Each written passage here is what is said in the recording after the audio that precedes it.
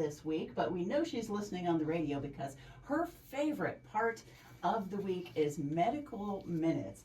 And joining us this time around, Dr. John Idoine. Thank you so much for joining us today. Well, thank you so much for having me.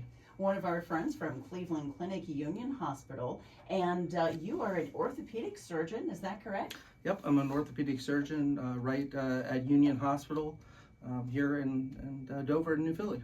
Very good, with some DJ experience as well. We're reminiscing about college days. That's right, very briefly. But you moved on to, well, maybe we dare say bigger and better things. And now have a career in orthopedic surgery. My goodness, what's that like? It's busy and it's exciting, and I just couldn't imagine myself really doing anything else. I'm like you said, I'm an orthopedic surgeon. I'm fellowship trained in the shoulder and elbow. So I tend to do more complicated cases in that field, but I'm a real generalist at heart. So I take care of knees and all types of fractures and sports injuries, anything that really comes through the door. So it's all connected. It's right? all connected, yes. And we'll divert just for a moment. You mentioned shoulders, and that's what you'll be talking about tonight at the Dover Public Library. Oh, that'd be wonderful to mention this. Yeah, I've been giving a couple community talks. Last week I was at the Dover Library to talk about the knee. Tonight at 6:30, I'll be giving the sister talk to it, Shoulder Pain 101, where I kind of help people to understand what to anticipate when they go to an orthopedic surgeon, what that first visit is like, what studies they might conduct, how to, or what to anticipate with, initial conservative care, what happens if that eventually leads into surgery, and at the end of it, we talk about kind of the newest advancements in surgical treatment of the shoulder. So it's at 6:30. You don't have to have signed up prior to. Everyone's welcome, and it's at the library. Super, at the Dover Public Library. Very good. Now, in your practice, I'm sure you deal with many different kinds of people and injuries, yeah. And I'm sure you see some that are more severe than others. Is surgery always necessary for? That's a great question, and the answer is obviously surgery is not always necessary, and that's really when you meet with your surgeon is always going to try conservative care first, and there's a whole bevy of things that you can try, from injections and therapy to just weight management and anti-inflammatory medications, and as you develop a relationship with your surgeon, that's you'll kind of go through the whole gauntlet of conservative care. Only when those things fail do you then progress to the surgical side of things. Okay. So we're protecting those joints and the bones. What do we have to do that?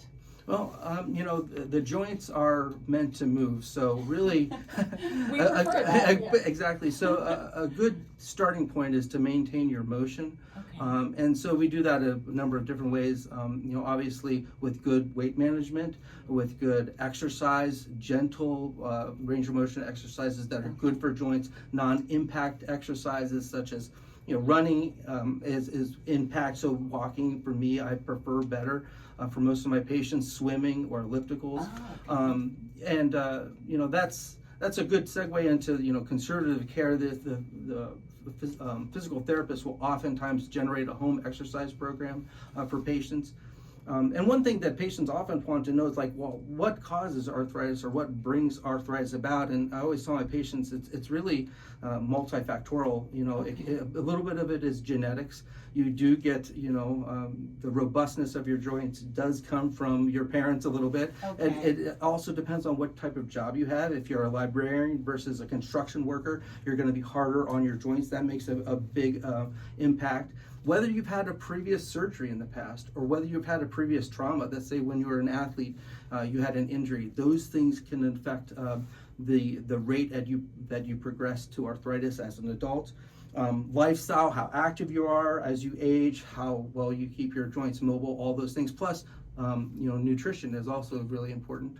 Okay. So all these things, combined, promote or determine your level of joint health, I guess I should say. Okay, but if things have deteriorated to the point where you do have to have surgery, perhaps are some of those things factors in your healing, in Sure. your post-surgery? Absolutely. So, your surgeon will obviously get imaging to assess the joint, understand what, condition of, degeneration you are at. And let's say that conservative things that we talked about earlier have failed. Now we're getting into the, more invasive treatments, such as like maybe injection therapy. Those, for most people, injections, whether it's a steroid or what we call viscosupplementation, or hyaluronic acid, is just a wonderful treatment. Those will give patients sometimes many years of relatively pain-free function of their joint. And it's certainly what your surgeon will try prior to any next level treatment or surgery. Once you get to the surgical side of things, then it really it's very complex, and this is why I wish it was cookie cutter, but Right. And this is what we do is we assess the patient. So some patients are great candidates for minimally invasive surgeries like arthroscopic surgery. Those are the surgeries where there's just very small incisions. A camera goes into the joint. The surgeon is working from outside the joint with special Wow. instruments. Those patients recover very quickly for the most part, and it's a less invasive surgery. There can be bigger surgeries that are arthroscopic, such as rotator cuff repairs and ACL reconstructions. Those are arthroscopic and do have a longer recovery course. So not all arthroscopic surgeries are minimally invasive and you're back to yourself relatively quickly, but for the vast majority, that is the next step. For certain patients, though, they might be beyond arthroscopic surgery. Arthroscopic surgery, in my mind, that's meant for the person that typically has minimal arthritis. We're dealing with the soft tissues, the rotator cuffs, the ACL. Once a patient has arthritis, unfortunately for most conditions, a scope isn't going to be that effective. That's when patients have larger surgeries such as shoulder replacement, hip replacement, knee replacement surgery. And once you're at that stage, you're kind of at the end of your joint's life. And I guess what I would hope listeners know, these joint replacements have been around for years. They are wonderful procedures. They can take someone who is avoiding life, they're not doing the things that they love, and it can really turn it around for them. They can become active again. They can enjoy dancing at that wedding that they wanted to go to. They can enjoy the walks with their significant other. Right. That quality of life. Quality of life. And that's so really important. when you need to start thinking, if you're avoiding things in life that you want to do, don't hesitate to reach out to an orthopedist.